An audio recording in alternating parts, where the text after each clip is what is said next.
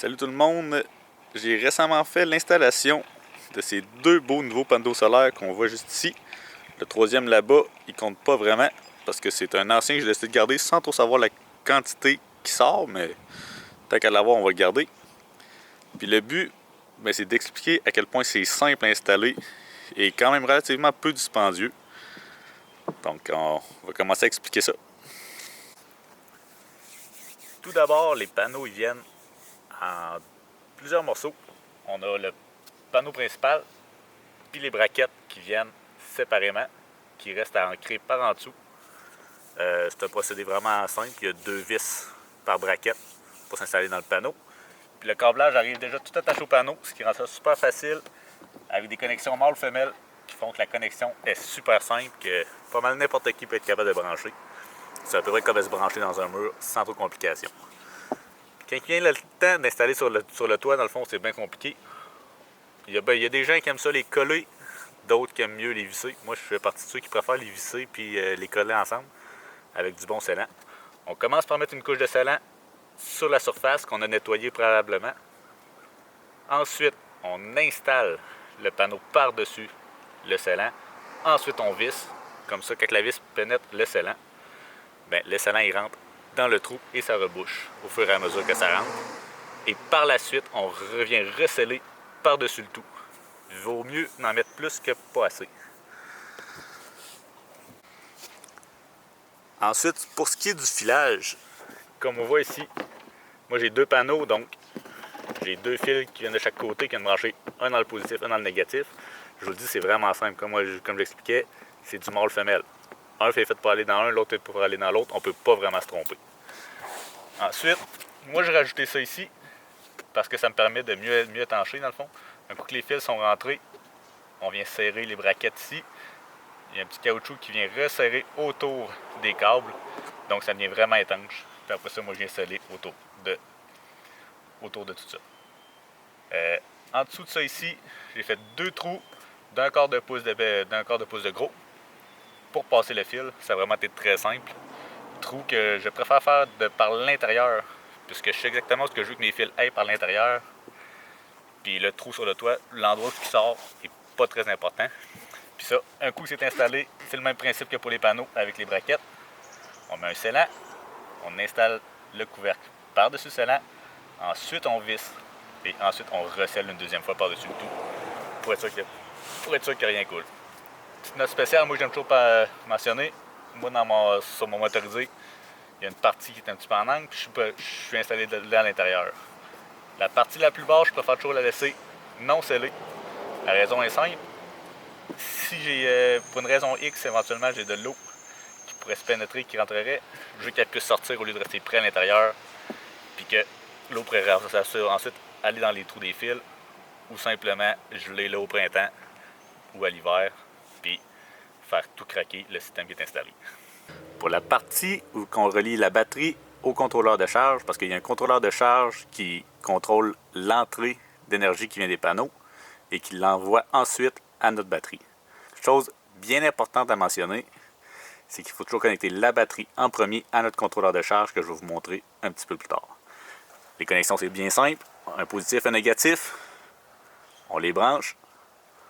Ensuite, moi, c'est bien simple. J'ai percé dans mon houssier qui se retrouve à être le dessous de ma banquette de ma table à dîner dans mon motorisé. Après ça, on va aller voir par l'intérieur comment on continue tout ça. Ensuite, ici, on a mes 2 fils qui sont reliés à la batterie qui montent ici en haut, qui est monté jusqu'ici, que j'ai percé encore une fois un trou d'1/4 de pouce de diamètre pour pouvoir rentrer, pour le relier dans mon panneau que j'ai ici où j'ai mon contrôleur de charge et toutes mes informations de la quantité d'énergie qui vient de mes panneaux.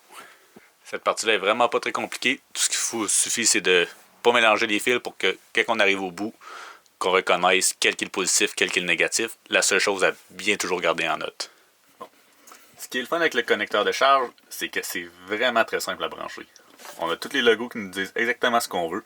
Surtout avec un système comme celui-là. Je vais vous écrire dans la description le kit que j'ai acheté puis que j'ai installé. Vous allez tout pouvoir trouver ça par vous-même sur Amazon. Dans le fond, regardez, pour la connexion, c'est simple. Les fils arrivent déjà tout préparés. Les fils, c'est des fils avec le côté mâle-femelle déjà installé dessus. Puis l'autre tambour est déjà tout prêt à être branché ici dans leurs emplacements. On a des vis d'ajustement, on les dévisse.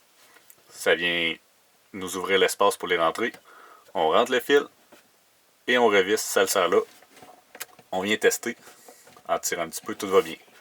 Ceux des panneaux vont sur le panneau, positif, négatif, on les rentre. Ceux des batteries se relient aux batteries. C'est le même principe. Des vis, on rentre, on revisse, rien de plus compliqué que ça. Un petit ajout intéressant que moi j'ai fait, c'est un petit module comme celui-là, qui vient se brancher ici. Super simple, ça se branche même encore plus facilement. Ça ressemble à un embout de prise de téléphone dans le temps. On vient le brancher dedans. Puis ça, ce que ça fait, c'est que ça nous donne toute l'information par Bluetooth sur notre téléphone de la quantité d'énergie qui rentre et de la quantité d'énergie consommée, notre niveau de batterie, toutes ces informations-là qui sont quand même vraiment intéressantes à suivre quand on est branché sur le solaire. Je vais vous mettre aussi dans la description pour que vous puissiez vous en référer. Petite note à rajouter avec ça, plusieurs ont remarqué que je n'utilise pas de convertisseur de courant, que j'en ai pas installé sur mon système. À noter que c'est vraiment pas obligatoire. Pour moi, dans mon cas, ça valait pas la peine de payer pour ça, du moins je crois bien. Dans le fond, le convertisseur, ce que ça fait, c'est que ça va convertir notre courant 12 volts qui est de nos batteries pour l'envoyer en courant 110 volts dans nos prises de courant conventionnelles. Moi, à la place, puisque j'utilise pas beaucoup de courant, j'utilise jamais mon micro-ondes. Je pense que depuis que j'ai mon véhicule depuis 2 ans, je m'en suis encore jamais servi. On n'a pas de télévision, rien de tout ça. Nous, on garde ça plutôt simple. Donc, j'ai seulement de courant pour ce qui est de la batterie pour envoyer un petit peu de jus pour allumer ma flamme de mon frigo qui est au propane. Puis pour mon fan de chaufferette, de mon système central de chauffage. Le reste, tout est au propane. Puis les lumières, chacune de mes lumières sont du LED. Ça ne tire pratiquement aucune énergie. Je conseille à tout le monde d'en mettre dans leur VR si vous tentez d'être autonome. Pour ce qui est de charger mes batteries de téléphone, ordinateur, caméra, choses comme ça, j'utilise ça à la place. C'est un mini convertisseur. Ça coûte environ 40$ sur Amazon. C'est vraiment pas dispendieux. Ça me donne 150 watts. C'est pas beaucoup, mais c'est amplement pour charger un téléphone, même en mode charge rapide sur mon téléphone. Ça va suffisamment. Je branche iPad, ordinateur portable, mes caméras, tout se branche sur ça. La seule chose, c'est qu'il faut brancher le 12 volts dans les prises 12 volts. Je sais pas si c'est comme ça dans toutes les VR. Quand je sais que dans le mien, des prises comme ça, je dois en avoir 5-6 un petit peu partout répartis dans le motorisé. Je te le conseille fortement. J'en ai 2 comme ça pour mon motorisé, puis ça fait amplement pour moi, ma copine, puis nos 2 enfants. Pour conclure, je vais vous montrer l'application Bluetooth du petit système que je vous ai montré tout à l'heure.